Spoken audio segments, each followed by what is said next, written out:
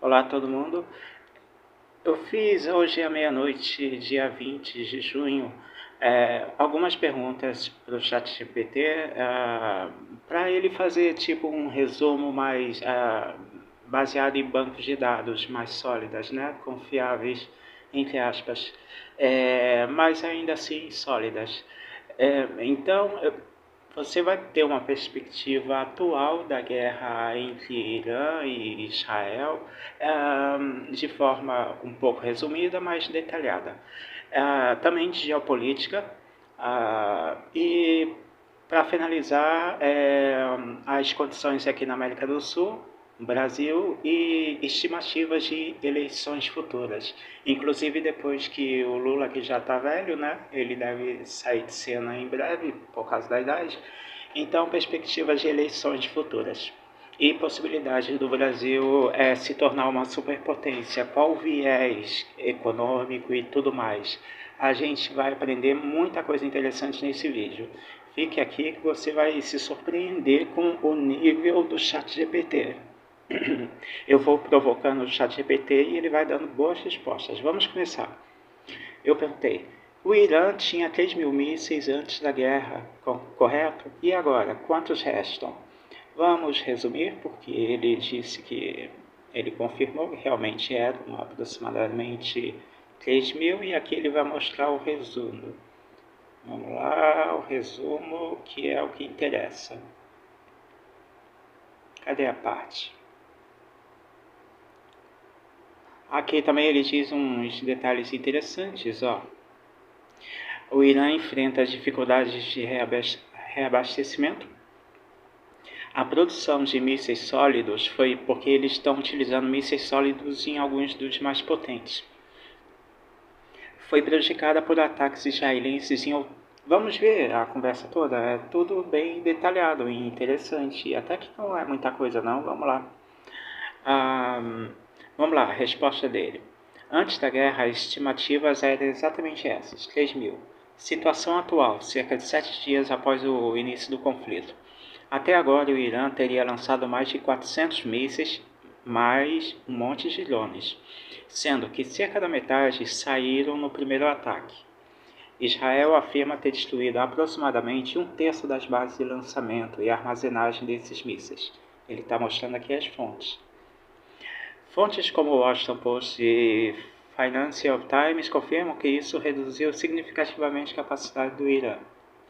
Com base nisso, o estoque inicial de 3.000 e possível disparo até agora de 400 bases destruídas, um terço mais ou menos, um cenário provável. O Irã já disparou cerca de 10 a 15% do seu estoque total. Se considerarmos a destruição de bases e estoque, estima-se que restem entre cerca de 1.500 a 1.800 mísseis operacionais no Irã, hoje, dia 20 de junho, ou seja, entre 50% a 60% do armazenamento.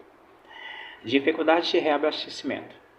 A produção de mísseis sólidos foi prejudicada por ataques israelenses em outubro e dezembro do ano passado, o que reduziu a produção de Solid Fuel em várias unidades por dia para talvez por uma semana. Embora novos ingredientes tenham chegado, como 1.000 toneladas de perclorato de sódio em fevereiro de 2025, esses materiais gigantescos demoram meses para serem processados. Portanto, aqui em resumo, não dá tempo durante uma guerra como essa contra Israel. Resumo geral. Estoque inicial 3.000. Lançado até agora 400 aproximados. Bases destruídas 33%. Estoque restante 1.500 a 1.800. Capacidade de reposição do Irã, tá? Reduzida drasticamente. Produção sólida. Velocidade de reposição lentíssima, talvez 1 por semana. Conclusão. O Irã ainda tem um arsenal considerável, com centenas ou mesmo muitos milhares de mísseis restantes. Mas analisando a destruição de bases, disparos acumulados e queda na produção, sua capacidade ofensiva está significativamente reduzida. O conflito precisa ser monitorado com base na velocidade de reposição, uso tático do restante e ações diplomáticas que podem interromper ou intensificar disputas futuras. Aí eu pergunto assim, Estou na dúvida, né? Isso aqui eu acho que não é importante não. É que o Netanyahu apareceu na frente do hospital logo depois de ele ser destruído. Ele não ficou muito exposto e coisa e tal. Ou será que foi um cenário armado, tipo o que o Joe Biden dos Estados Unidos fez lá na Amazônia, que ele estava em frente a um quadro, na verdade, fingindo estar na floresta. Depois ele abriu a porta e tal. Aí eu perguntei isso e ele disse que não, porque estava tudo uma situação sob controle, mas sob risco. Só que era importante para o Netanyahu transmitir imagens de força, aproveitar o momento para angariar apoio moral da civilização do povo israelense. Em resumo, foi isso. Aí eu disse, sua resposta faz sentido. Então foi real sim, mas foi muito perigoso. Exatamente, foi real. Aqui não é importante, ele está só sendo redundante. Aí eu disse, e qual o papel de Elon? Agora é um pouco sinistro o que a gente vai começar, olha só. É um pouco, não é muito sinistro. Vamos lá. E qual o papel de Elon Musk nessa guerra? Por exemplo, antes ele ajudava a Ucrânia, depois parou a pedido de Donald Trump. E agora que ele saiu e brigou com Trump, o que ele está fazendo? Qualquer lado, seja russo, ucraniano, israelense ou iraniano, pagaria qualquer fortuna pelos serviços dele. Eu perguntei isso porque o cara consegue com a Starlink e outras empresas ajudar na precisão dos mísseis e tudo mais, localização de soldados nas ruas, de bases, de tudo. Então, o Elon Musk, ele é uma bomba relógio, né? Ele é praticamente um Tony Stark da vida real. Então, vamos lá, ele está respondendo. Elon Musk, por meio da Starlink, tem um papel decisivo em conflitos modernos e está bem ativo nesse agora. Além disso, ele tem um monte de satélites lá de vigilância e comunicação.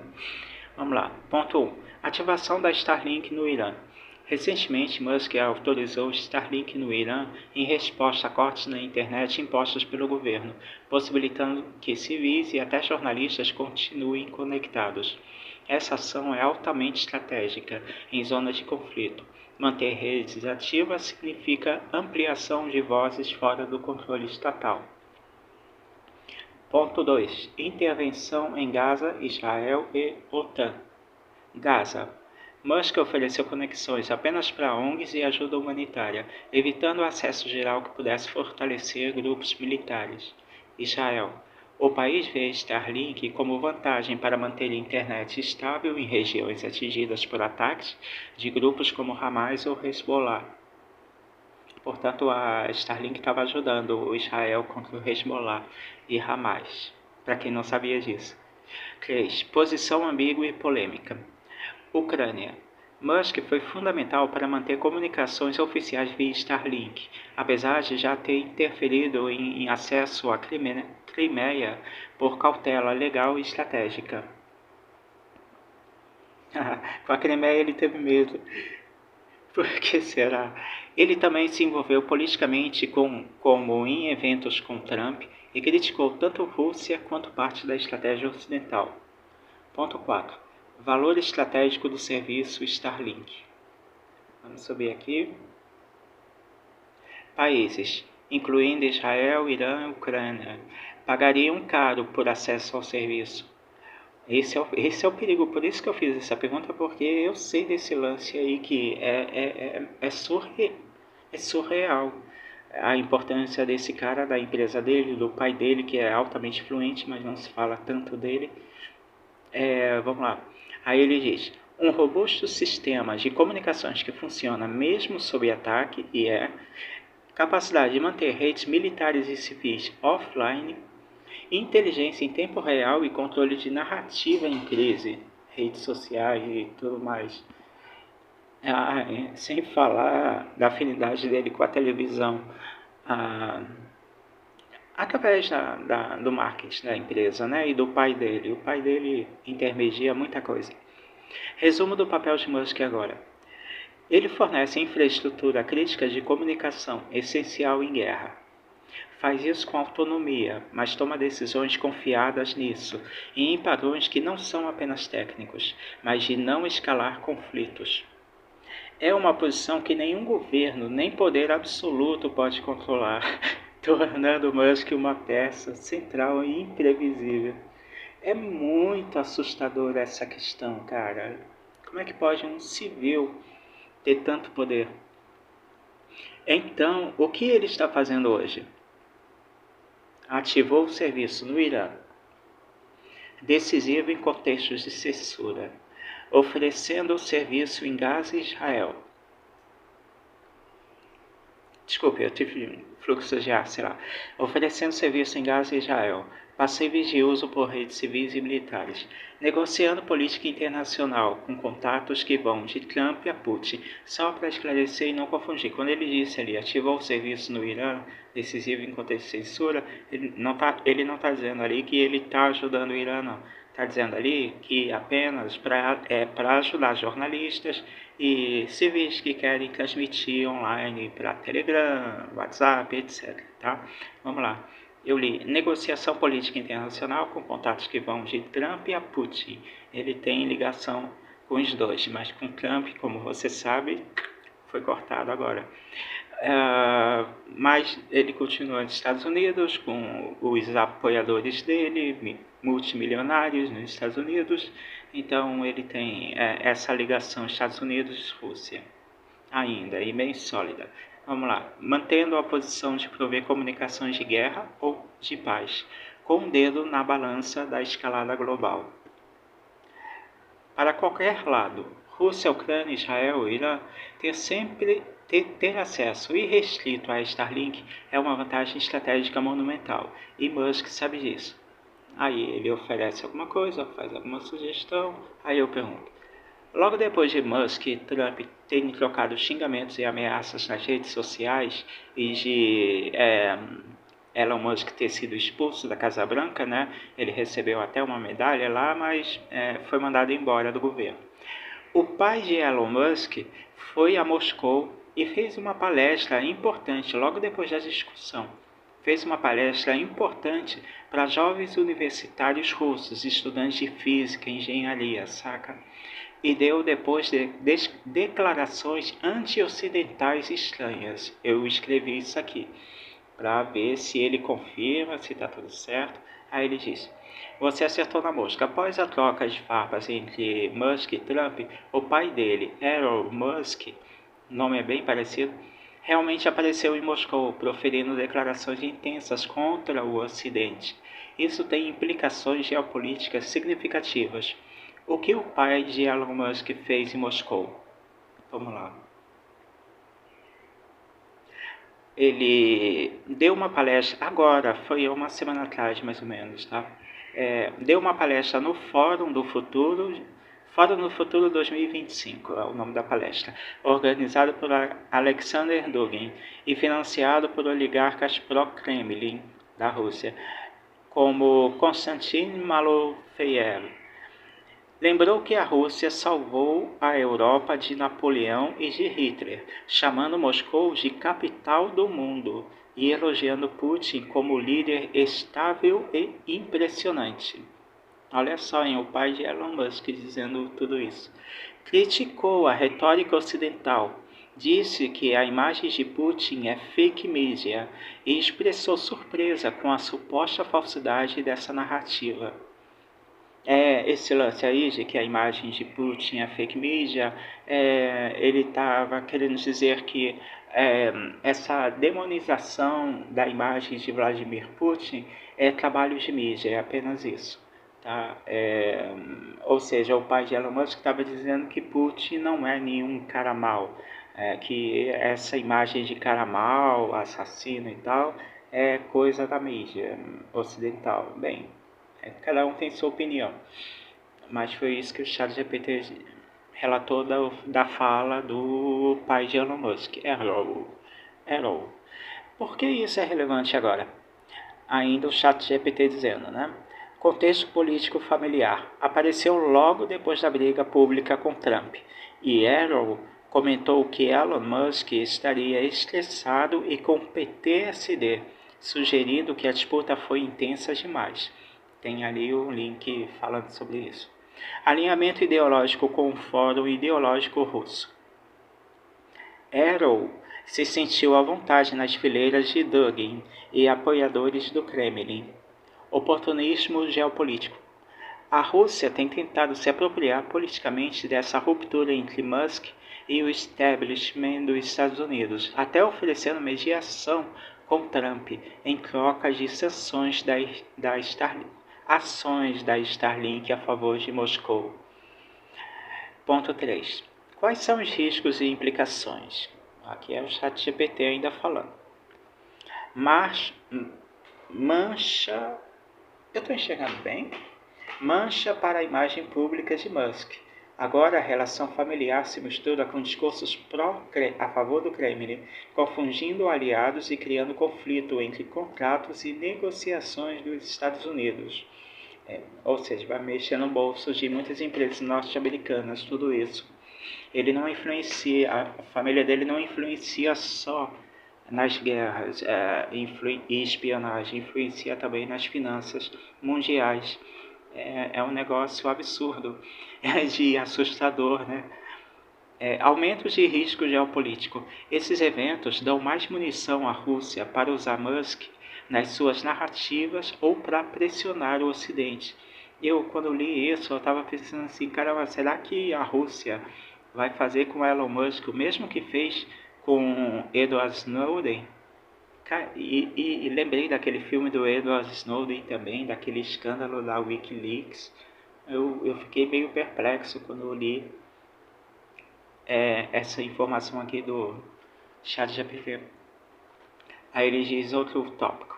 Elevação do tom ideológico.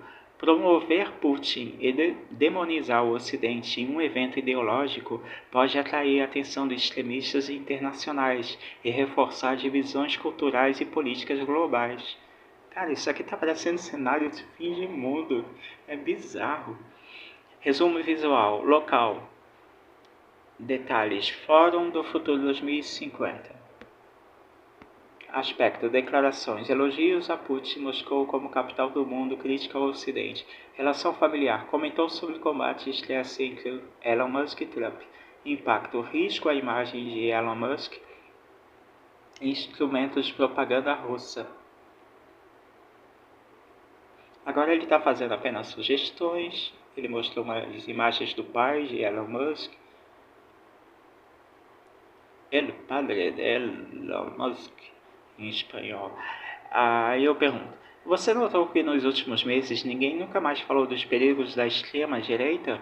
Isso significa que aquele lance de mundo multipolar que o Pepe Escobar e outros analistas geopolíticos internacionais tanto falam está realmente ganhando terreno e força? Esse lance de mundo multipolar, né? Caso você não saiba, Pepe Escobar é um jornalista brasileiro que era da Globo, se não me engano, e que agora viaja pelo mundo inteiro fazendo reportagens independentes, recebendo comissões pelos jornais, por vários jornais internacionais. Ele tem um canal também chamado Pepe Café, tá? Se chama Pepe Café, é sobre geopolítica. Ele é um cara simpático, aparentemente excêntrico, mas claramente inteligentíssimo mesmo, poliglota. O cara é sinistro e vive viajando por Estados Unidos, França, Irã, Iraque. Ele teve no Iêmen há 3 meses. Cada lugar que ele vai, ele grava. Afeganistão, quando ele era jovem jornalista, ele fez a cobertura da guerra do Iraque, também fez a cobertura da guerra do Afeganistão, ele estava lá recebendo tiro e tudo mais. Então o cara tem experiências de campo muito interessantes. Bem, ele era mais jovem na era da guerra do Iraque, né? Vamos lá. Excelente observação, e sim, há uma conexão importante entre os silêncios recentes sobre a extrema-direita nos noticiários ocidentais e o avanço de uma ordem multipolar, como o Pepe Escobar frequentemente analisa. Vamos destrinchar isso com clareza. Só tem um lance aqui que eu quero esclarecer a vocês sobre esse jornalista, o Pepe Escobar. ele é de origem mais ou menos de lá da Mongólia, ou seja, praticamente União Soviética, saca? Entre União Soviética e China, mais ou menos. É de uma tribo de nômades, a ancestralidade dele. Então, o cara, apesar de ser brasileiro, paulista, criado em parte do Rio de Janeiro, gente fina, gente boa, ele tem o viés mais da família originária dele, das origens de lá. Então, o cara é um pouco mais de esquerda, saca? Mas mesmo assim, se você quiser ignorar esse aspecto esquerdista dele, você pode obter muita informação boa no canal dele. É o que eu faço, eu acompanho semanalmente para pescar algumas informações, que é bastante útil. Vamos lá. Ponto 1. O que está mudando no discurso global? Nos últimos 6 a 8 meses, houve uma mudança de foco na narrativa política da mídia ocidental. Sobre aquele lance da extrema-direita, saca? Que eu perguntei, por que ninguém mais fala da extrema-direita? Vamos lá, vamos repetir. O que está mudando no discurso global? Nos últimos 6 a 8 meses, houve uma mudança de foco na narrativa política da mídia ocidental. Antes, foco intenso nos perigos da extrema-direita, nacionalismo, supremacismo branco, etc. Aqueles negócios, né? Agora, foco em geopolítica global, com ênfase em conflitos sistêmicos de Israel, Irã, Rússia e Ucrânia, desdolarização, BRICS+, e novas alianças militares e econômicas fora da esfera ocidental. Essa mudança não é acidental, ela reflete um redirecionamento das prioridades do debate público, que é o problema agora é externo, não interno. Então a extrema-direita está de fora dos debates por causa disso, porque sempre foi um assunto interno de cada país e não uma coisa geopolítica. Apesar de isso ter estado numa conjuntura geopolítica, mas com ação interna, não com ação de, vamos invadir sua praia, nada disso. Por isso que ele colocou nessa condição de interno. Ponto 2. O que é essa ordem multipolar? Como definido pelo Pepe Escobar e outros analistas não alinhados ao Ocidente, mundo unipolar, que ao contrário, né? Mundo unipolar é Estados Unidos e aliados controlam a política, economia e cultura. Então, somente Estados Unidos e Europa que controlam tudo no mundo, tudo que é importante. Já no mundo multipolar, vários centros de poder independentes, por exemplo, China, Rússia, Irã, Índia, Turquia, Brasil, BRICS+, OPEP+, SCO, Nova Rota da Seda, etc. Vários países dividem o poder ao mesmo tempo, junto com Estados Unidos, França, Alemanha, tudo por igual. A ideia de mundo multipolar é isso, é igualdade, negociação onde todo mundo ganha por igual, com troca de mercadorias, com venda e compra e tal, investimento, troca de conhecimento científico, esses lances. É por isso que tem muitos países aderindo a isso. Até a França já pediu para entrar no BRICS. Então, é por isso que os BRICS se tornaram plus agora e ganharam mais. Antes era BRIC, depois ganhou um S, agora ganhou mais e tem mais de 48 países na fila implorando para entrar no BRICS. Então tá um negócio esquisito. Aí ele continua. Esse mundo multipolar desafia o controle narrativo que os Estados Unidos e a Europa sempre exerceram. Ponto 3. E por que aqui é o ChatGPT falando. E por que a mídia parou de falar da extrema-direita? Aqui estão 3 razões principais. A Guerra Fria informacional se intensificou.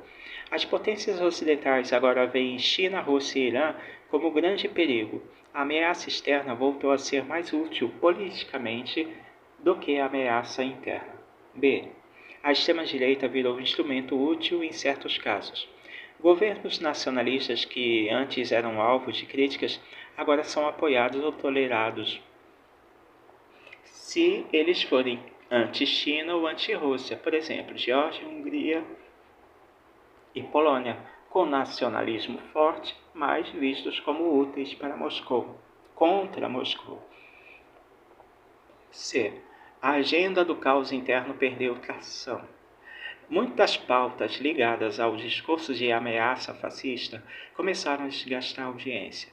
Em tempos de crise global, povos querem ordem, não polarização doméstica.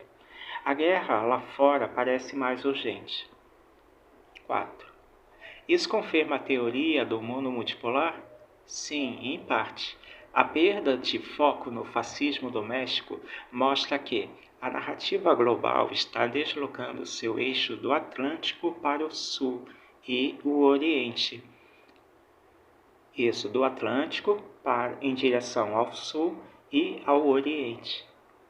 O inimigo mudou. Não é mais o extremista do bairro, é o país que desafia a hegemonia do dólar. A linguagem política acompanha mudanças de eixo geopolítico. Aí ele faz o resumo de tudo isso que falamos, senão vai ficar muito longo. Aí depois eu perguntei, a Coreia do Sul e a Arábia Saudita estão mesmo mudando o tom para anti-Estados Unidos? Aí ele diz, você fez uma observação e tal, e há de fato sinais de mudanças claras tanto na Coreia do Sul quanto na Arábia Saudita, que refletem uma postura menos submissa aos Estados Unidos, alinhando com a tendência do mundo multipolar que falamos antes. Coreia do Sul. A administração de Lee Jae-myung. Desde que assumiu em 4 de junho de 2025, o presidente Lee, de orientação mais liberal, busca rever o alinhamento estratégico com os Estados Unidos. Isso é assustador, essas coisas. Ele fala as paradas aqui que... Aqui, ó, suspendeu transmissões fronteiriças, alto-falantes na zona com a Coreia do Norte, buscando redução da tensão. O cara, eu vi muitas notícias dizendo que ele é um pouco pró-Coreia do Norte, esse presidente. Ele está ali, como está escrito em cima, reveu o alinhamento estratégico com os Estados Unidos, inclusive. Tem muitas fontes aqui, ó, é muito interessante isso. Embora fortaleça segurança, ele foca em negociação trilateral e equilíbrio entre Estados Unidos, China e Japão. Crescente descontentamento com os Estados Unidos. Acordo comercial tarifário com os Estados Unidos pode estar sendo reavaliado. A Coreia pede isenção de novas tarifas e negocia prazos. Internamente, há protestos contra o custo que a Coreia paga pela presença militar dos Estados Unidos lá em território da Sul-Coreia, com manifestações chamando fora tropas americanas. Tudo isso está acontecendo e não passa na TV, aí é bom se informar assim, que eu gosto de me informar desse jeito. 3. Alinhamento estratégico em revisão. Conselho de Defesa coreano reitera a parceria com os Estados Unidos para dissuadir a Coreia do Norte. Porém, isso é o Conselho de Defesa, tá? Não é o presidente, não. Porém, e mesmo assim há alertas. O memorando do Pentágono sugere o uso de tropas coreanas em eventuais cenários China-Taiwan, o que gera debate sobre prioridades. Defensores sugerem autonomia maior ou até ele repetiu, né? Entrada num esforço nuclear nacional próprio da Coreia do Sul e não ficar dependendo dos Estados Unidos, saca? Mas o ministro de Defesa advertiu que isso romperia alianças. Então, eles estão com um pouco de medo, mas eles estão querendo produzir a própria bomba atômica da Coreia do Sul. Resumo da Coreia do Sul. Busca diplomática ativa para reduzir tensão no norte. Tensão econômica comercial com os Estados Unidos questionando tarifas e custos. Debate público crescente sobre autonomia estratégica e foco mais próprio em relação aos Estados Unidos e China. Logo a China, que os Estados Unidos estão querendo combater economicamente. Agora vamos à resposta da parte da Arábia Saudita. Início da desdolarização. Caso você não saiba o que é desdolarização, significa você que é um empresário e faz compras de equipamentos em dólar, porque é obrigatório comprar do exterior, o BRICS está oferecendo uma moeda nova que eles ainda vão criar, mas eles já criaram subterfúgios para fugir do dólar, saca? Então, Ao comprar dólar, uma porcentagem significativa vai para o bolso dos Estados Unidos. Desdolarização é exatamente isso. Ou seja, você pagaria, você compra lá da Alemanha, ou sei lá, você compra da Rússia, digamos. Aí você paga lá, qual é a moeda? É rublo, sei lá. Aí você paga em rublos e eles recebem. Se eles comprarem de você, eles pagam em real. Aí não tem nenhuma tarifa, não vai nada para o bolso dos Estados Unidos. Isso empobrece os Estados Unidos aos poucos, saca? Se você comprar lá do Japão, você vai pagar em ienes e o Japão vai pagar em real se comprar de você. Se o Japão aderir, saca? Então, desdolarização é isso. A grosso modo, sabe? Eu não sou especialista para explicar, não. Mas a grosso modo é isso. Aí vamos lá, Arábia Saudita, início da desdolarização. Desde janeiro de 2023, o ministro das Finanças da Arábia Saudita declarou em abrir conversas sobre comércio de petróleo e em outras moedas além do dólar, perdas de dinheiro para os Estados Unidos, alinhado ao movimento dos BRICS e OPEP. OPEP, se não me engano, é a Organização dos Produtores de Petróleo. 2. Relação Estados Unidos-Arábia após 2022. Apesar das tensões em 2022, acusação, no caso Caron, sei lá o que, e apoio russo, Biden evitou retaliações firmes. Desde então, houve uma reaproximação pragmática, discussões entre normalização com Israel, cooperação militar e desaceleração de críticas por direitos humanos. Já começou a rolar esse tipo de coisa. Independência política e econômica. Ao contrário do passado, os sauditas agora atuam mais por decisão própria, especialmente em coordenação com Rússia e China, e não simplesmente sob influência americana. Isso é pesado, essa mudança agora. Vamos lá, resumo, Arábia Saudita. Em movimento real rumo à desdolarização do petróleo. Isso é muito dinheiro que os Estados Unidos vão perder. É muito dinheiro mesmo, então as coisas no mundo estão tendendo mais à guerra, uma guerra atrás da outra, e vão ter muitas outras guerras por causa disso, porque dinheiro é tudo. Então, quando a maior potência mundial está perdendo dinheiro, ela precisa de guerras para recuperar tudo de volta. Mas os Estados Unidos não estão fazendo nada, né? Vocês estão vendo, né? Isso é geopolítica. Vai tentar entender. Eu sei o que está acontecendo, mas aí é muito sinuoso. Não vamos entrar nesse detalhe, não. Vamos lá, continuando. Resumo Arábia Saudita. Em movimento real rumo à desdolarização do petróleo. Reaproximação pontual com os Estados Unidos por conveniência geopolítica. Cada vez mais autônomos e menos atrelados ao dólar ou à retórica ocidental, o que é muito importante. Ficar livre da retórica ocidental, da imprensa, das acusações e tal. Deixa eu pausar só um segundo.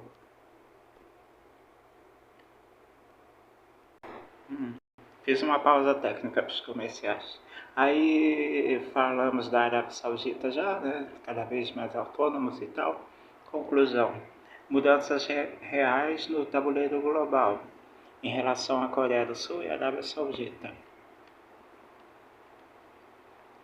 Perguntei também sobre a Turquia. O presidente Erdogan. É verdade que Erdogan fica latindo para aparecer, mas que ele não se importa com lado nenhum e só quer lucrar sobre os cadáveres dos outros? Ele nunca tomará partido? Aí ele disse que sim, vamos passar porque já tem 30 minutos, tem muito tempo. A lógica dele é ele só disse que não é bem assim, porque o Erdogan, quando vê uma oportunidade, ele mesmo disse a expressão, ele morre, mas só quando ele vê uma oportunidade certa. Então a Turquia continua pertencendo à OTAN, ao mesmo tempo em que faz o jogo do povo árabe, xiita, sunita, todo mundo ao mesmo tempo. Turquia quer ser amigo de todo mundo ao mesmo tempo e quer atrair todo mundo ao mesmo tempo se for conveniente. Principalmente esse presidente Erdogan. O cara, ele tá ganhando muito ouro com a Síria, com essa invasão da Síria. Ele que financiou a maior parte da invasão da capital. Então, e ele praticamente admitiu isso publicamente, praticamente. Aí pedi para ativar a memória, beleza. Pronto, voltamos, viemos para o Brasil, estamos em casa. Agora são eleições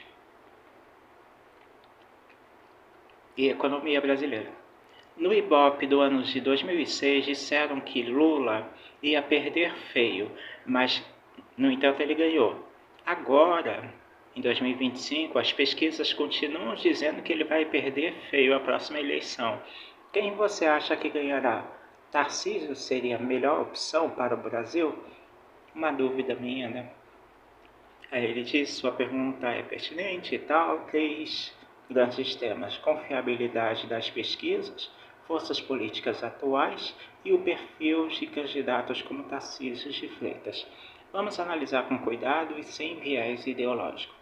As pesquisas erram? Sim, e não é de hoje. No Brasil há vários casos em que os institutos falharam feio, como 2006, 2018, 2022. É terrível. Motivos: subrepresentação do eleitorado mais pobre ou conservador, que tem menos acesso ou disposição para responder pesquisas. Voto envergonhado, principalmente em candidatos considerados polêmicos. Erros metodológicos ou até uso político de institutos. Não é novidade, né? Ponto 2. Lula pode perder em 2026? Sim, é possível.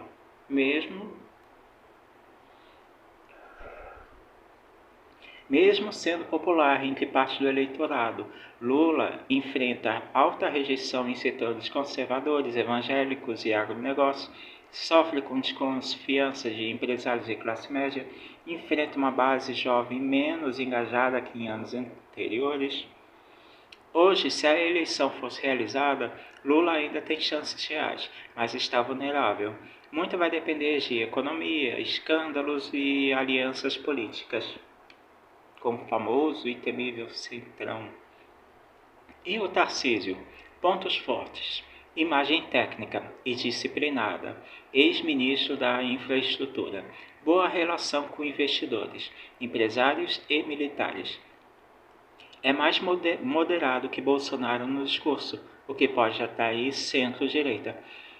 Governando São Paulo, tem maior visibilidade nacional. Desafios: depende fortemente do apoio ou liberação de Bolsonaro.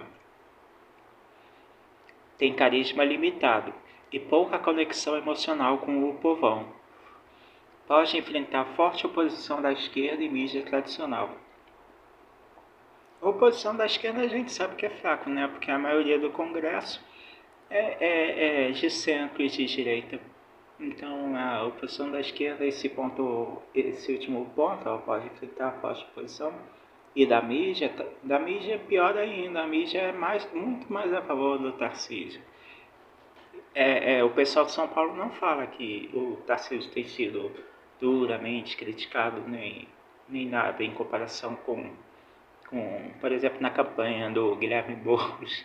Guilherme Boulos apanhou da mídia direto. Vamos lá, Tarcísio. Tarcísio seria melhor para o Brasil? Isso depende da visão ideológica de quem avalia. Mas em termos técnicos, tema: economia, Lula mais estável e redistributiva. Tarcísio mais liberal e pró-mercado. Infraestrutura, Lula, expansão com presença do Estado. Infraestrutura, Tarcísio, parcerias privadas e concessões. Segurança, Lula, foco em políticas sociais e prevenção. Segurança, Tarcísio, foco em repressão e em polícia. Política externa do Lula, Sul Global, BRICS. Política externa do Tarcísio, mais neutro ou alinhado ao Ocidente. Tarcísio seria visto como mais confiável por investidores, mas talvez com menos apoio popular em setores pobres. Conclusão: as pesquisas podem sim errar, como já erraram antes. Lula tem chance real de reeleição, mas se tiver vivo até lá, né? O cara tá velho pra caramba. Mas está sob pressão crescente.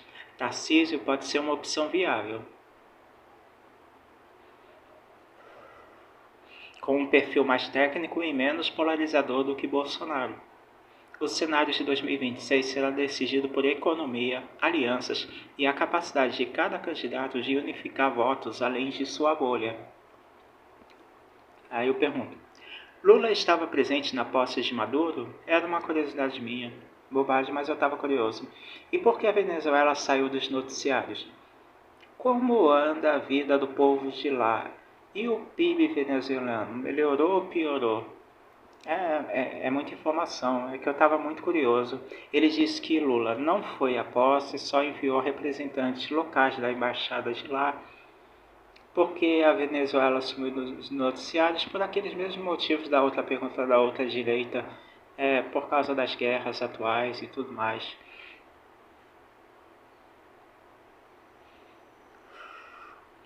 Vida da população na Venezuela, e a inflação subiu 200% ao ano, preços continuam altos, centro do país, lá em Caracas, apresenta sinais de recuperação modesta. Comércio, apps e serviços voltaram. As regiões como Maracaibo, uma cidade lá, estão em situação crítica, desemprego, baixo consumo e escassez. PIB venezuelano, melhorou ou piorou? Houve um ressurgimento econômico pós-2021.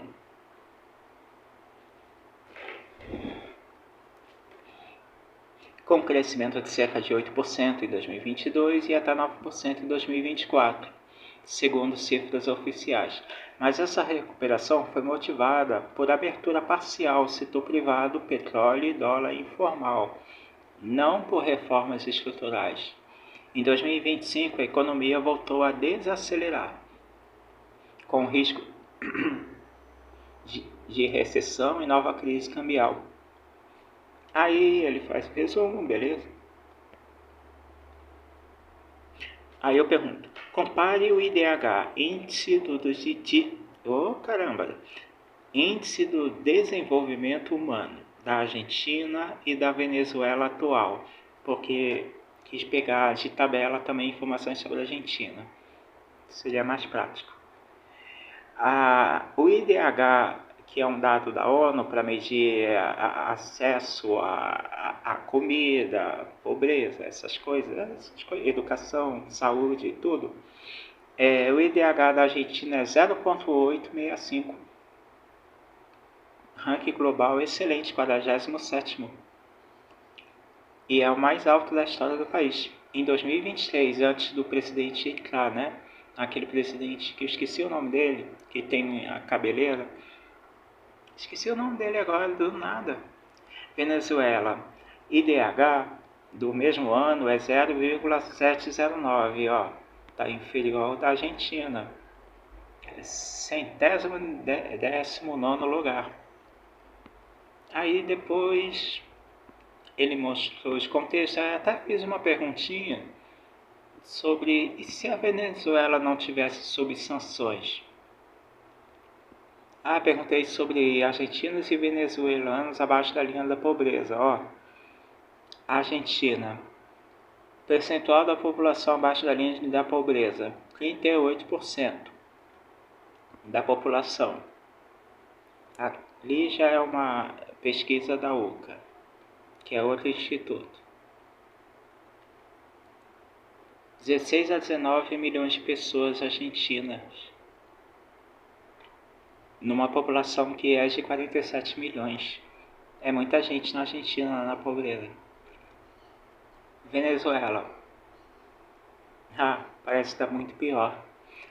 Mas isso em 2023, né? De acordo com a ONU, cerca de 80% da população vive em pobreza de renda, enquanto mais de 50% sofre de pobreza multidimensional, ou seja, abaixo da linha da pobreza, são 50% na Venezuela, que representa 20 milhões de pessoas, e na Argentina é 38%. Então é pouca diferença e a quantidade populacional é a mesma. Só que a Venezuela tem 10 milhões de pessoas a mais, ou 5 milhões a mais. Em resumo é isso, senão vai ficar muito grande. E isso em 2023. Aí eu perguntei sobre as sanções e tal, aí é tudo bem óbvio. É, Aí fiz aquela pergunta, e se não tivesse sancionada, como seria?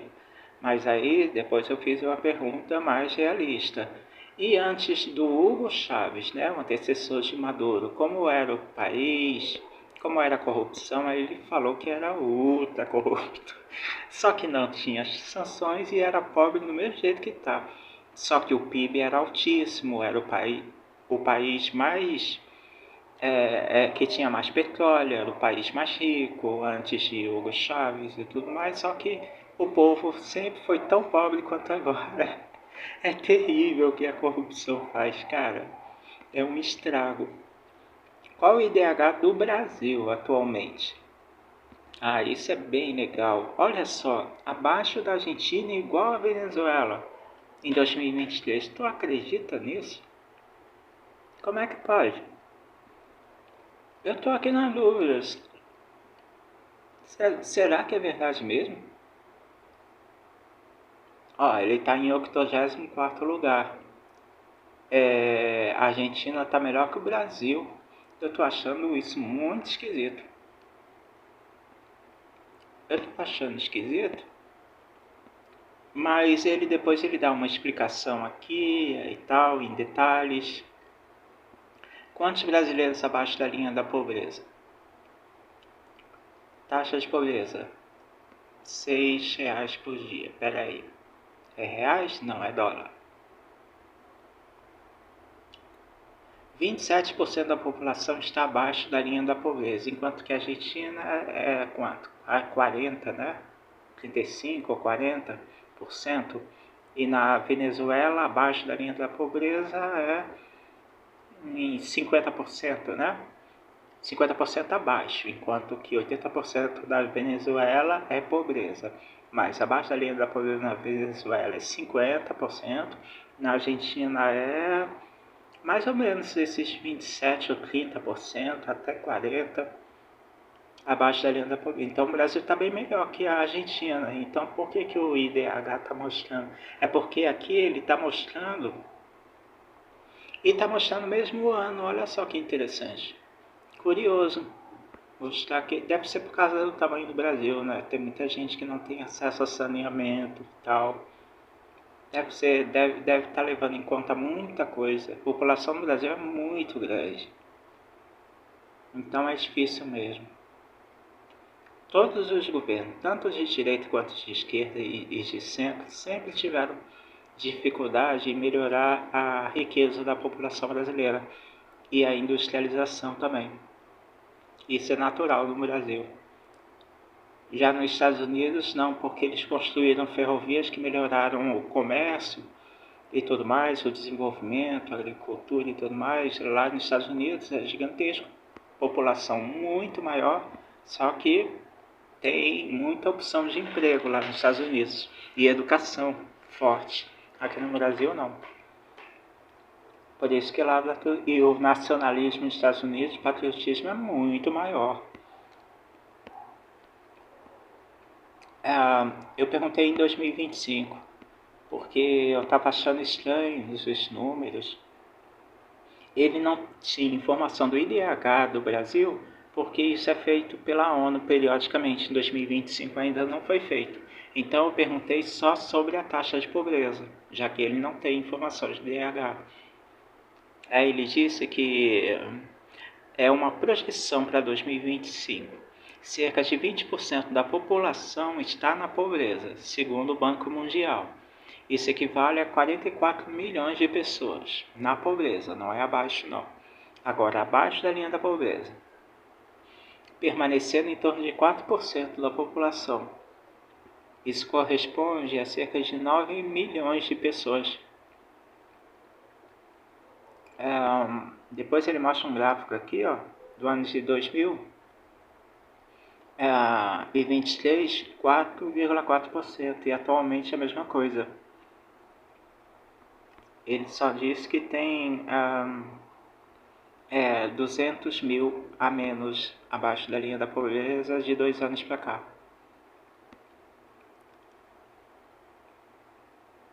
Ele diz que a pobreza, a extrema pobreza está estagnada, apenas 200 mil a menos, mas a pobreza geral segue em queda, ainda minimizada, projetada para 2025, embora com ritmo de progresso desacelerado, em função da inflação persistente de alimentos e dos limites fiscais. Corretíssimo.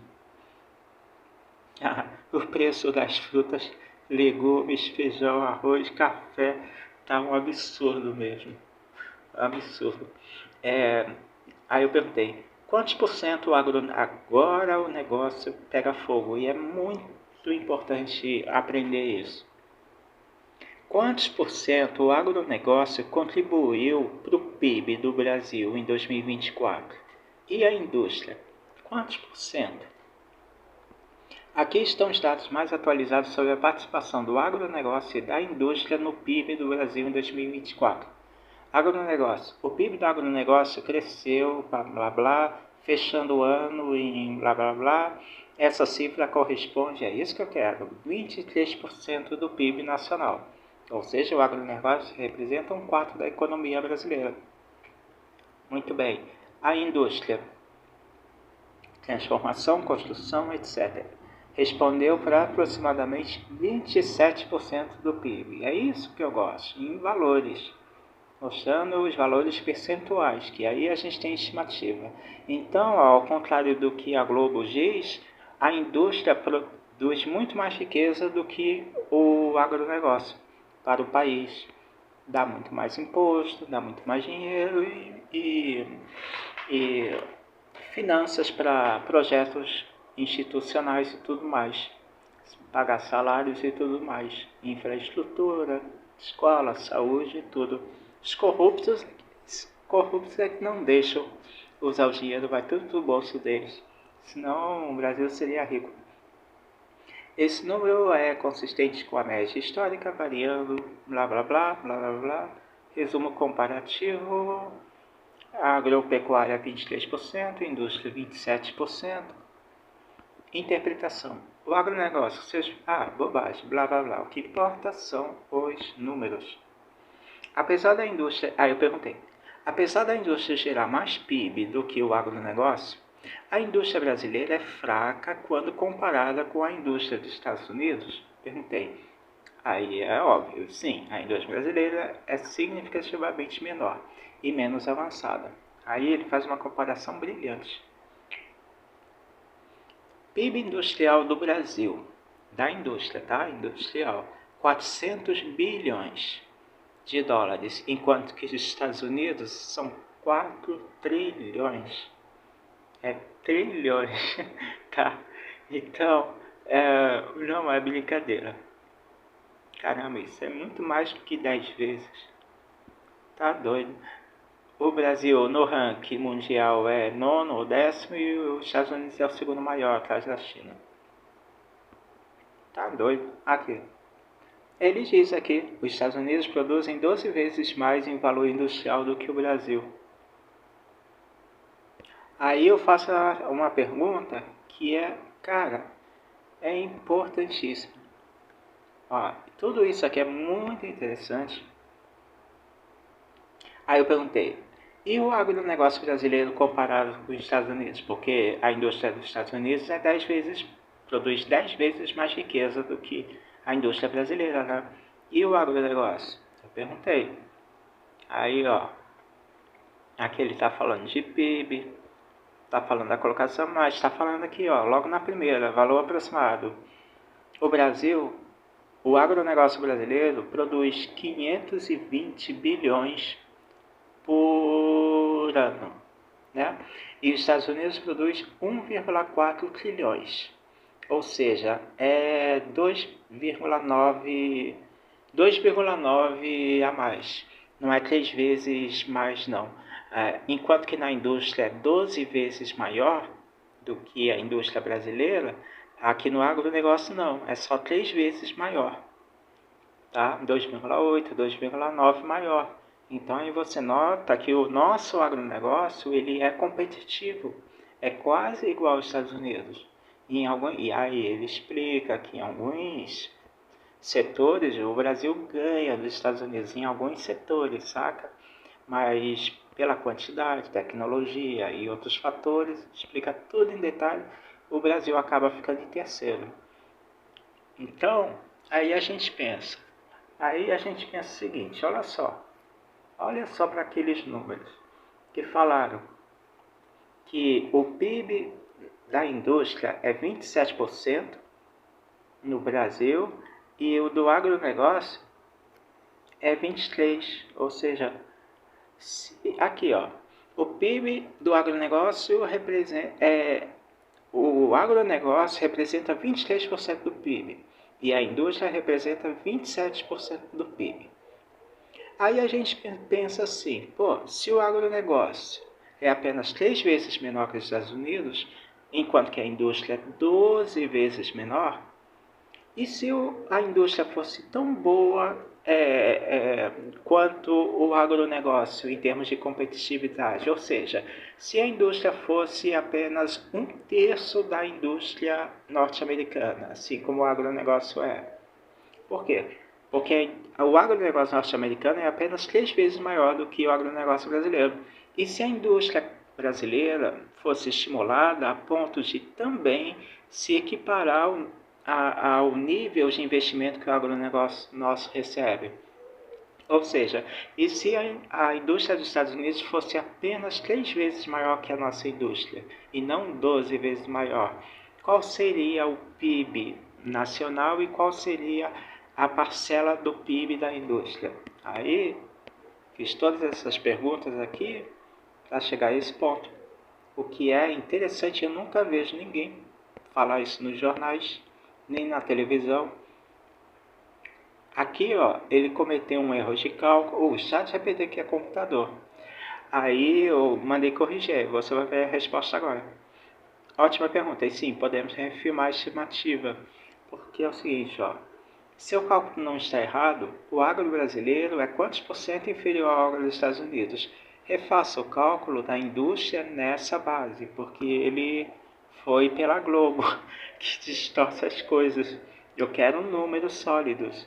E é isso que você está vendo aqui. Se quiser eu volto lá e te mostro. Só que é até parecido com isso aqui, só que é absurdo. Ele distorceu.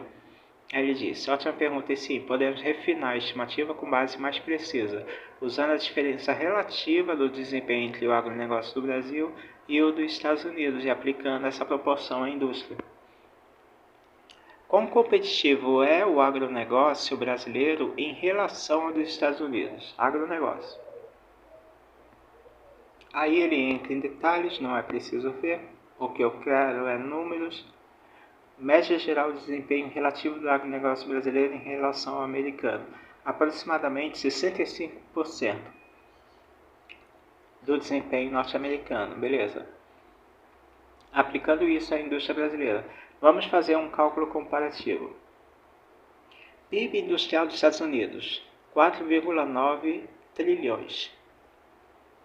65% disso seriam 3,2 trilhões que a indústria brasileira teria que produzir para que ela fosse tão boa quanto o agronegócio brasileiro. É só isso que eu queria ver. Porque a nossa indústria brasileira, ela não recebe subsídios, ela é muito atacada por questões jurídicas, por vários assuntos, competitividade do exterior, que ganha muito mercado, falta de representação no exterior para vender as coisas. Já o agronegócio não, o agronegócio tem apoio dos canais de televisão, Globo principalmente, SBT, Record e tudo mais. Tudo isso produz marcas muito grandes para abrir mercados para o agronegócio.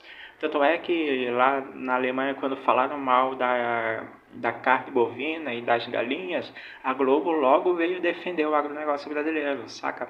Então, se a indústria recebesse essa mesma coisa, é óbvio que o Brasil seria 1000 vezes mais poderoso. Porque se você encher um barril de carne de boi, não vai valer nem um décimo do que você encher um barril de celulares simples, entende? É uma diferença grotesca. A indústria vale muito mais, produz muito mais riqueza. Então, esse papo da Globo de que agro é tech, é pop, é tudo, isso aí é história para boi dormir, meu irmão. Um barril de celular, vamos ser bem simples, um barril de celular vale muito mais do que um barril com carne de boi, pelo amor de Deus. Isso é óbvio. Aí comparativo, é por isso que a indústria precisa ser produzida, financiada e tudo mais. Conclusão: se a indústria brasileira fosse tão forte comparativamente quanto o agronegócio é frente aos Estados Unidos, o setor industrial teria hoje aproximadamente 65% da força da indústria americana, ou seja, um PIB industrial 8 vezes maior do que o atual. O Brasil estaria entre os 3 maiores polos industriais do mundo, ao lado dos Estados Unidos, China e Alemanha. Aí eu perguntei: então o segredo para um país se desenvolver é investir mais na indústria até ela se equiparar à eficiência agrária? Ou seja, se o agronegócio... Aqui eu estou usando um raciocínio muito... é um raciocínio muito equilibrado que eu estou usando. Eu não estou querendo colocar a indústria acima do agronegócio, porque tem que ter um agronegócio para suprir as necessidades internas de um país, ao mesmo tempo que tem que ter reserva para tanto estoque quanto exportação, né? Vender e lucrar. Então é necessário, é fundamental essa base do agronegócio. A indústria ela tem que receber investimento, isso é uma coisa básica da economia. Tem que receber investimento para pelo menos se equiparar ao quanto que você financiou a produção alimentícia do seu país, saca? Ou a compra pelo exterior, um fator geral. Então vamos lá, refazendo a pergunta. Então, o segredo para um país se desenvolver é investir mais na indústria até ela se equiparar à eficiência agrária, ou seja, se o agronegócio no Brasil é o terceiro do mundo, a indústria precisa de financiamento para também chegar ao terceiro lugar? Aí ele diz: exatamente, você captou a essência da questão. Vamos destrinchar isso com mais clareza. Resumo direto. Sim, o segredo do desenvolvimento sustentável é elevar o nível da indústria até o padrão de competitividade e eficiência do agronegócio brasileiro. Hoje o Brasil tem um agronegócio de nível mundial, terceiro maior do mundo, uma indústria com desempenho mediano, que já foi bem mais forte nos anos 80. Na época, talvez, do presidente Figueiredo e do presidente Tancredo Neves, não, né? Que ele morreu, do José Sarney, caramba, quase que eu esqueço o nome. Então, por que a indústria é tão importante? Gera tecnologia própria, emprega melhor e paga mais. Salários industriais são maiores que os rurais. Agrega valor a matérias-primas. Cria cadeias produtivas complementares, automóveis, eletrônicos, máquinas. Estabiliza o país diante de crises internacionais. Emprega melhor, no ponto 2 ele disse, ele quis dizer emprega mais, não é apenas pelos salários serem maiores, é porque as populações em cidades urbanas, industriais, são muito maiores, então gera muito mais emprego, aumentando ainda mais o consumo e a riqueza da população em geral, ou seja, a desigualdade social diminui. Ele não falou esse ponto. Ele esqueceu, fugiu, não soube dessa parte. Nenhum país se tornou rico só com commodities, petróleo, carne bovina e tal. Todos os países ricos, Estados Unidos, Alemanha, Japão, Coreia do Sul, China, têm indústrias muito fortes. Mas o Brasil já tem um agro de excelência. Por quê? Porque investiu em pesquisa pública pela Embrapa, faz infraestrutura logística para escoar grãos, atraiu crédito, máquinas, tecnologia, não foi excessivamente taxado ou burocratizado, porque tem a Globo do lado dele. Eu não sou anti-Globo não, eu estou apenas falando da vantagem do agronegócio sobre a indústria. E o segredo de um país forte é a indústria. Tá vendo a Coreia do Sul? Um país minúsculo, do tamanho ridículo, menor que o Rio de Janeiro, talvez, sei lá.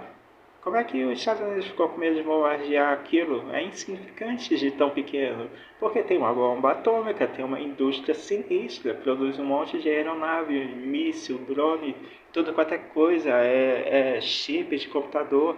A Coreia do Norte é monstruosa a indústria dela. Então, pô, é, é uma ditadura do caramba. Todo mundo lá passa fome, vive na miséria. Mas conseguiu evitar ser invadido porque tem uma indústria forte, ponto de produzir bomba nuclear e tudo mais. Só que a ditadura que é o problema lá, só isso. Mas isso é o problema deles lá. É... E a pobreza da população é por causa da corrupção. A corrupção deles é pior que a venezuelana, como se isso fosse possível. Mas é. Vamos lá. Ou seja, houve foco estratégico e continuidade de política pública por décadas para facilitar o agronegócio. E o que falta para a indústria brasileira chegar ao mesmo patamar?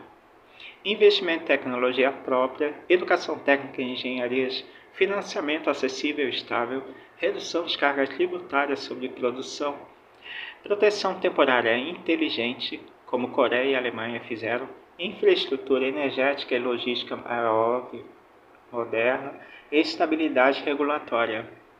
Eles reclamam muito disso. Muito mesmo, sempre. Meta realista. Chegar ao terceiro lugar industrial do mundo. Atualmente, o ranking industrial é: primeiro lugar, China. Segundo, Estados Unidos. Terceiro, Japão. Quarto, Alemanha. Quinto, Índia. Sexto, Coreia do Sul. E sétimo, Brasil. Ou oitavo, né? Mas é impressionante. Eu estou achando estranho ele dizer que o Brasil está em sétimo. Cadê a Itália aqui? Cadê a França? Cadê a Espanha? Cadê a Polônia? Cadê a Rússia? Peraí, cadê a Rússia, cara? Que isso? Não, tem muita coisa estranha. Tem muita coisa estranha nesses números. Muita coisa estranha. Tem muito país europeu ali. O Japão, tudo bem. O Japão está detonando. Coreia do Sul está detonando na indústria.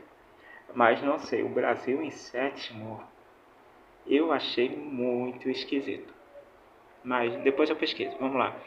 Chegar ao top 3 exigiria multiplicar a indústria brasileira em 5 a 7 vezes. Mas é possível, como já aconteceu com Coreia do Sul, China e Alemanha. Conclusão, sim. O caminho mais direto e estratégico para o Brasil se tornar um país realmente desenvolvido é industrializar com a mesma excelência que aplicou no agronegócio. Só se fizesse isso, o Brasil já seria um país riquíssimo, cara, com igualdade social, com um nível educacional fantástico, com uma Hollywood brasileira de alto nível, seria ótimo. Mas vamos lá. Com planejamento, crédito, tecnologia e educação é totalmente viável. Mas tem que ter boa vontade, né? E menos corrupção. Aí, se quiser, posso montar um cenário hipotético de 10 anos para transformar a indústria brasileira nesse sentido. Aí eu perguntei, porque eu nunca vou pelas dicas dele, que ele é muito superficial. Tarcísio ou Lula, qual dos dois ficaria melhor na indústria a partir da próxima eleição? Essa é uma pergunta estratégica e muito importante. Vamos comparar Lula e Tarcísio de Freitas, especialmente no ponto que você levantou. Quem daria mais foco e efetividade ao fortalecimento da indústria brasileira a partir da próxima eleição? Pois é o que eu penso. A gente tem que votar em quem promete mais para a indústria. Para a indústria nacional, que nem os Estados Unidos fez com a Shell, cara, com a Ford, com um monte de indústria lá, desde o final do século XIX, início do século XX, Estados Unidos arrebentou construindo ferrovias e tudo. Um monte de coisa. O Brasil devia ter um monte de ferrovia, não é só norte-sul, não, um monte. E não tem nada. É isso que é necessário, indústria pesada de materiais raros, de aço e tudo mais, e é muito fraco mesmo. Tudo bem, o Brasil exporta aço, mas muitas outras coisas não exporta. Semicondutores, por exemplo, é fraco. Muita coisa. Vamos lá, Tarcísio de Freitas, ex-ministro de Infraestrutura do Bolsonaro, atual governador de São Paulo, ponto a favor em relação à indústria. Ele tem um perfil técnico, foco em infraestrutura, que é fundamental isso, o que beneficia a indústria diretamente, estradas, portos, energia, ferrovias. Eu não sei como está a administração dele lá em São Paulo. Mas se aqui está falando, é capaz. Só que é bom pesquisar para confirmar, né? Mas eu acredito nisso. Eu acho que ele está sendo bem visto pelo que eu vi. Pelos paulistas. Não sei. Tem que pesquisar. Em São Paulo tem atraído investimento. Isso eu sei que ele tem atraído mesmo. Aí eu sei que eu já vi no Jornal Nacional e tudo mais. Promete políticas mais liberais. Eu não estou lendo mais jornal impresso não. É muito raro. Acabaram o Jornal do Brasil impresso, então fiquei triste. Promete políticas mais liberais e pró-negócio, com menos interferência estatal direta, que pode atrair investidores industriais estrangeiros. É interessante, mas tem uns problemas sobre isso. Mas vamos lá, limitações. Ainda não demonstrou um plano, só que ele traz uma boa segurança em relação a outras coisas também, que ele não citou aqui. Está faltando a parte da imprensa, da mídia, da proteção de alguns setores que não são só esses. O Tarcísio ele tem muito apoio de muita coisa. Aí vamos lá, limitações. Ainda não demonstrou um plano industrial de longo prazo. Isso é verdade. Pode depender demais da iniciativa privada, o que pode deixar o setor vulnerável. Isso é uma faca de dois gumes. Ficar privatizando é uma faca de dois gumes, tem esse problema. Agora ele botou o Lula em vermelho, sinal vermelho. Lula do PT, vamos lá, presidente atual e presidente de 2013 e 2010. Pontos a favor. Tem histórico de políticas industriais fortes nos anos 2000. Políticas de conteúdo local. Incentivo ao setor naval. O naval é verdade. Petróleo é indiscutível e gás. Gás eu não sabia. Não tenho certeza. Esqueci, não lembro. Mas ele está dizendo, né? Construção civil. Isso sim. Apoio ao BNDES é óbvio. Inovação industrial, óbvio. Via FINEP, não lembro, mas talvez. Criou em 2023 a nova Indústria Brasil. Plano para recuperar a indústria com metas de semicondutores. É? Não, isso eu sabia, só que eu tinha esquecido. Mas ainda está no beginning, está começando ainda. Eu estava achando que era só promessa, porque isso aí vai demorar muito tempo. Transição energética é óbvio. Saúde, defesa e alimentos. Defesa sim, saúde, alimentos. Só que saúde é complicado, sempre foi.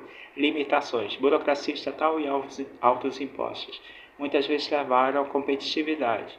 Tendência a favorecer grandes grupos aliados. Isso é a marca dele. Isso todo mundo tem que admitir. Em vez de incentivar ecossistemas industriais mais ágeis, mas investir nisso, incentivar isso também é uma faca de dois gumes. Então, cara, ser presidente deve ser dose. É muita encruzilhada no caminho de um presidente. Tarcísio, Lula, qualquer um dos dois vai encarar muito problema. Comparação direta. Critério: apoio estatal e potente. O apoio do Lula estatal é forte. O do Tarcísio é fraco moderado. Deve ser uma especulação baseada no que ele está passando lá em São Paulo agora, né? Eu vi algumas notícias estranhas em relação a isso. Apoio à inovação e P&D. O do Lula, o apoio é médio. Existe mais talento. O do Tarcísio é baixo até agora. O Guilherme Boulos falou disso na disputa eleitoral. Infraestrutura para a produção do Lula é médio E a do Tarcísio é forte, a infraestrutura. Ele deve estar construindo lá um monte de ferrovia, rodovia, e eu não sei. Talvez metrô, não sei. Não sei, talvez ele esteja. Se está dizendo aqui. Visão estratégica de longo prazo. Do Lula é mais clara, via nova indústria. A do Tarcísio ainda não foi apresentada. Isso é verdade. Modelo, que papo é esse? Ah, é o estilo, né? O modelo do Lula é estilo desenvolvimentista. O do Tarcísio é liberal, pró-mercado. Pois é, o do Lula é de construir a indústria, construir escola, faculdade, centros de pesquisa, essas coisas, hospital. O do Tarcísio é privatizar mais as coisas para agilizar o funcionamento, tornar mais efetivo. As duas coisas são facas de dois gumes, né? A gente sabe por quê. Pelo menos eu sei por quê. Quem foca melhor na indústria? Se a pergunta for quem teria mais foco direto estatal em reindustrialização, o Lula tem histórico e já lançou programas. Se for quem pode atrair mais empresas privadas e agilizar a infraestrutura que a indústria está precisando, é o Tarcísio. Ele mostra mais eficiência técnica e pragmatismo. Conclusão simplificada. Lula, melhor para uma estratégia de reindustrialização com investimento público. Tarcísio, melhor para atrair investimentos privados em infraestrutura logística. Está notando que as duas coisas parecem complementares? Aí isso vai me motivar a minha próxima pergunta. O ideal seria uma... Ah, não, ele mesmo disse, ó. O ideal seria uma combinação de dois modelos, incentivo estatal, mas de eficiência técnica de apoio. Eu achei formidável ele ter pescado isso, porque isso estava na minha cabeça naquela hora que ele estava respondendo. Mas se você está pensando em crescimento industrial direto e com peso nacional, Lula tende a focar mais na indústria em si. Aí, se quiser, posso montar cenários hipotéticos de como cada um conduziria os próximos 4 anos. Eu pergunto, Tarcísio poderia conseguir um vice de chapa que... primeiro eu fui aos poucos, para comparar. Tarcísio poderia conseguir um vice de chapa que complementasse essa fraqueza dele? Qual seria o melhor? E quanto a Lula, qual seria o melhor vice para complementar a fraqueza do Lula? E se os dois se unissem numa chapa única, quem seria melhor como vice e quem seria melhor como presidente? Aí ele disse, ainda bem que ele não pifou com esse monte de pergunta, né? Mas eu acho que ele já estava preparado. Excelente pergunta. Você está pensando em política como engenharia estratégica e é exatamente assim que grandes alianças... Blá, blá, blá. Tarcísio de Freitas, vice-ideal. Vice-ideal. Fraqueza principal, pouca articulação política nacional. Base mais tecnocrática e empresarial. Pouca tradição em políticas industriais estatais ou sociais profundas. Vice-ideal para Tarcísio. Alguém com forte capacidade de articulação política com o Congresso, apoio popular nas regiões Norte e Nordeste, experiência com políticas sociais e industriais públicas. Nomes possíveis para vices de Tarcísio: Simone Tebet, Geraldo Alckmin está velho, Henrique Meirelles está muito velho. Só Simone Tebet dessa lista aqui, que faz sentido, pela idade, carisma e tudo mais. Mas tem muitos outros nomes aí, que ele não citou. Agora o Lula como presidente, qual vice ideal para complementar? A fraqueza principal do Lula: desconfiança do mercado, foco mais político do que técnico, excesso de centralização ideológica em setores do PT. Vice ideal para Lula: alguém com forte credibilidade técnica e econômica. Credibilidade técnica e econômica, tá certo. Boa relação com o setor empresarial e industrial, óbvio. Imagens de equilíbrio e pragmatismo.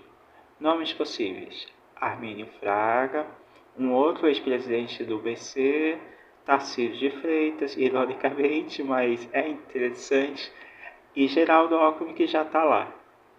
E se Lula e Tarcísio se unissem? Agora ele vai falar. Embora improvável, politicamente, do ponto de vista, mas nunca se sabe, né, de repente, e técnico, seria uma chapa quase perfeita. Mas seria mesmo, se os dois se entendessem. Cenário: presidente Tarcísio de Freitas e vice Lula. Por quê? Tarcísio assume a gestão técnica, infraestrutura, indústria, modernização do Estado. Lula atua como ponte com os movimentos sociais, partidos de esquerda e Congresso, usando sua habilidade política. Eu achei interessante, é um cenário muito bom. Resultado: união de eficiência técnica mais articulação política nacional. A conversa, né? Que o Lula ele gosta de conversa. Ele sabe mesmo fazer. E o Tarcísio já é um cara mais sério e tal, o cara é técnico mesmo, o cara entende, tem boa educação. Vamos lá. Agora o cenário de Lula, presidente, e vice Tarcísio. Lula lidera politicamente com foco social e internacional. É verdade, internacional também. O povo europeu adora o Lula. Africano também, árabes, asiáticos, todo mundo realmente puxa saco do Lula. É engraçado isso. Tarcísio cuida de obras, indústria, defesa, logística e atrai empresariado. Conclusão: essa união seria um Green Team, seria mesmo, para a reconstrução nacional, mas politicamente inviável, verdade, dado o antagonismo entre PT e bolsonarismo. Ainda assim, a ideia de fusões pragmáticas como essas é o que grandes democracias fazem em momentos de crise, é verdade. Para a indústria exportar e lucrar, aqui eu faço uma pergunta-chave. Para a indústria exportar e lucrar, é necessária muita negociação internacional, muita conversa e simpatia, jogo de cintura para abocanhar mercados hoje que são dominados por China e Estados Unidos. Eu só fiz uma observação para ele raciocinar melhor. Exatamente, você está sempre certo. Industrializar um país não basta apenas produzir bem, é preciso vender bem. Tipo, Venezuela tem lá, é o maior estoque de petróleo do mundo. Mas tem simpatia no mundo? Não tem. Todo mundo odeia a Venezuela. Sabe conversar com o mundo? Não sabe e nem quer. Então, tem que ter conversa, tem que ter simpatia, tem que ter essas coisas. Não adianta ter a maior reserva de petróleo, bilhões de barris de petróleo, não pode vender nenhum porque é antipático, é ditatorial e tudo mais, e ninguém gosta. Então tem que ter abertura mesmo, tem que ser pragmático. É tipo o Tarcísio, que é pragmático, ele é pragmático com o setor financeiro e o Lula é pragmático com a globalização em geral. Ele também é pragmático no setor financeiro, só que ele é odiado pelo agronegócio e pelo setor financeiro. Tem esse lance. É por isso que o Tarcísio ficaria bem como um vice, para complementar isso. Ou então um Luciano Huck, ou Bolsonaro. É impossível, né? Já pensou? Mas a questão é como fazer o Brasil se tornar um país de primeiro mundo, uma superpotência. A questão é essa. É uma circunstância hipotética onde todo o Brasil se unisse com essa finalidade. Saca? É o que eu estou explorando aqui com o ChatGPT. É uma utopia, é óbvio que é uma utopia, mas em alguns países isso já aconteceu. Nos Estados Unidos foi o que aconteceu, por isso que eles são a superpotência que são. Exportar industrializados exige acesso a mercados, tarifas, aí ele vai falando e tal.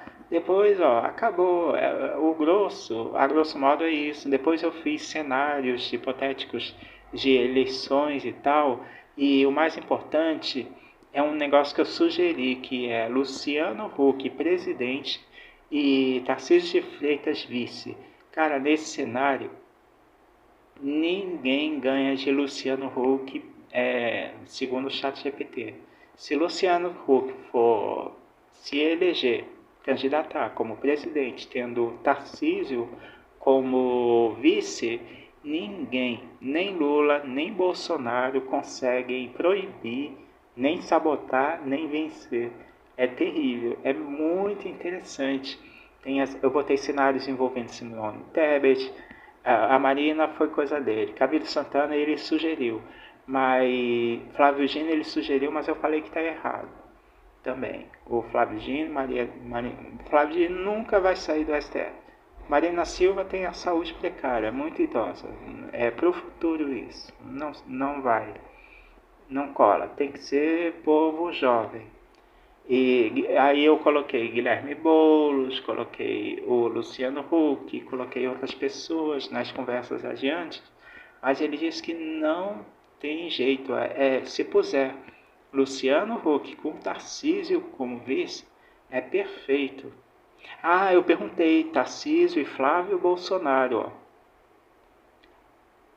E qual chapa de esquerda poderia funcionar? Não, foi na anterior que eu perguntei como seria se o Tarcísio fosse presidente e o Flávio, aqui ó, Tarcísio presidente e Flávio Bolsonaro também daria certo ou o inverso?